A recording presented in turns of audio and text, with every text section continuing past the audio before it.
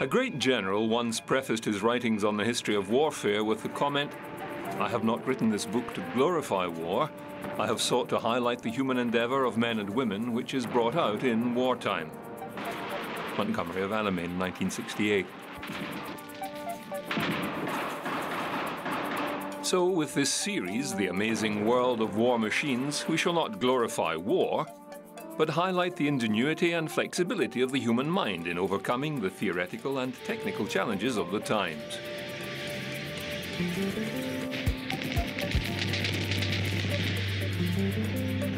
The history of the machines of war, albeit the history of armed conflict, is intrinsically tied to the history of civilization and man's quest for the basics in life.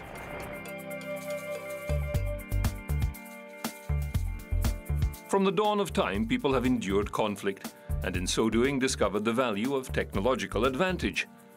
The army most likely to be victorious on the battlefield would be the army with the edge in tactics, delivered by a technological advantage in weaponry.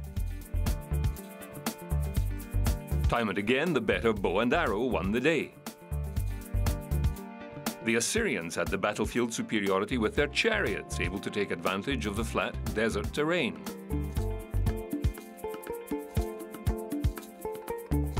Defeated armies almost always learnt their lessons, and as a result, usually adopted the tactic or technology that had defeated them. This leveling of the battlefield would then lead to further breakthroughs in technology to regain the upper edge. In response to the chariot, the composite bow was perfected by the Egyptians. With its added strength and elasticity, it gave archers greater range and power. The Egyptians also eventually adopted the chariot.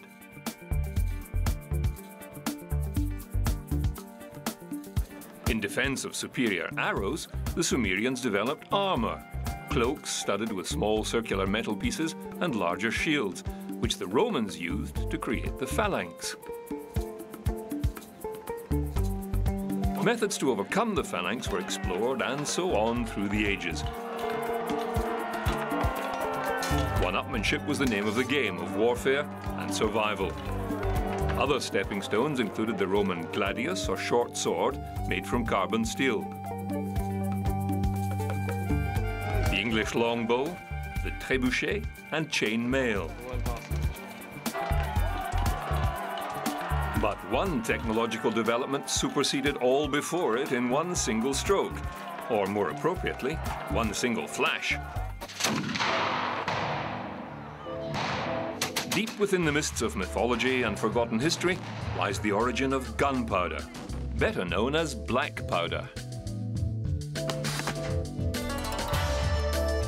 Through the centuries, many scholars have tried to pinpoint the origins of this simple concoction of saltpeter, sulfur, and charcoal.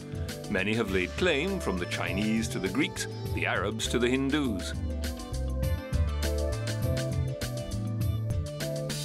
Pyrotechnical devices were certainly in use by the Chinese many centuries earlier.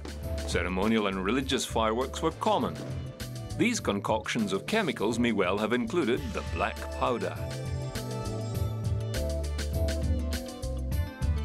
The first official record of black powder appeared around 1260 AD in the writings of a Franciscan friar, Roger Bacon. The use of black powder at the time seems to have been restricted to pyrotechnic novelties and fireworks. The first weaponized use of the powder seems to have been the millimeter cannon, as described in the writings of Walter de Millimeter of England, dated 1326. Other records reveal that by this time gun and shot were, if not commonplace, well known. Illustrations of a soldier firing a handgun with a hot iron appear around 1400. Other depictions showed cannon and handgun side by side. The earliest existing samples of these handguns and cannon date back to around this time. These simple crude weapons were often heavily decorated. They generally consisted of a wooden stave or rod up to 3 feet long and an iron or bronze cast barrel attached with iron bands. The barrel varied from 1 to 3 feet with a smooth bore. The so-called caliber of these early weapons varied from ½ an inch to 1½ inches. Some of these devices seem to have been cast as a hollow tube, then one end was plugged to form the chamber. A vent or flash hole was then drilled through the metal at one end. Powder was introduced into the barrel, followed by shot or stones or other projectiles.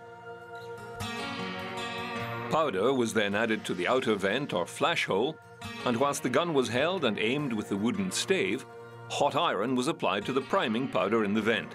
It was ignited and flashed down through the hole into the chamber, igniting the main charge, thus firing the shot. With slight variations including hooks and handles, these handguns were used whilst on horseback, from wagon or parapet. Bracing the handgun against a solid object with the hook lessened the recoil the shooter suffered. The Hakenbuchse, from the old German word for hook, Haken, gradually changed over time to harquebus or arquebus. Obviously, in the field of battle, many factors affected a soldier wielding a handgun. The wind, rain, riding on horseback, watching where he placed the match to fire the gun, and so on. A more effective method of triggering the gun was sought. The early attempts involved a metal lever attached to the barrel that lowered a burning piece of rope into the priming powder. This was quickly developed by impregnating a loosely woven hemp cord with saltpeter to create a slow match. Once ignited, the cord would smolder very slowly and reliably. A few feet of this match would last several hours on the battlefield and provided a consistent ignition source. The ignition point was improved as well. The vent or flash hole was moved to the side of the barrel and shaped into a pan or saucer which could be filled with powder. The mechanism to lower the burning match into the pan was soon refined as well. Originally, a serpentine lever held the match and was lowered into firing position with a lever. Over many years, this system was refined by gunsmiths to improve reliability and production. Soon the serpentine and pan were combined into one unit called a lock, attached to a lock plate and to the side of the barrel. Another improvement was the snapping matchlock. The serpentine was made smaller and spring-loaded. A separate trigger lever released the mechanism for firing. This allowed the gunner to pay more attention to his target. The stock soon evolved and flattened out to be held against the shoulder, one hand on the butt, the other on the stock, giving support and improving accuracy.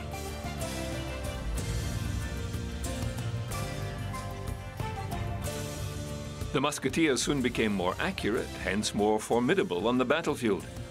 This simple and sometimes effective machine remained in use for over 100 years.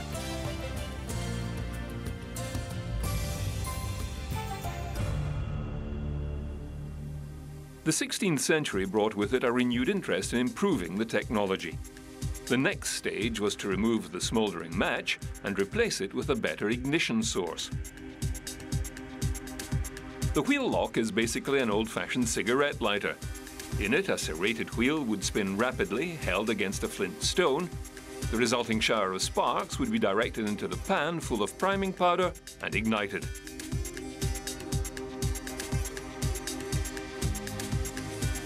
The origins of this design breakthrough are also shrouded in mystery, although Leonardo da Vinci did make several drawings of such a device. However, a clockmaker from Nuremberg was the more likely candidate. The wheel lock required a spring attached to the axle. With a key or spanner, the wheel is rotated, applying tension to the spring. A locking pin held the wheel from spinning back. The serpentine lever and glowing match was replaced with a cock, a smaller metal lever with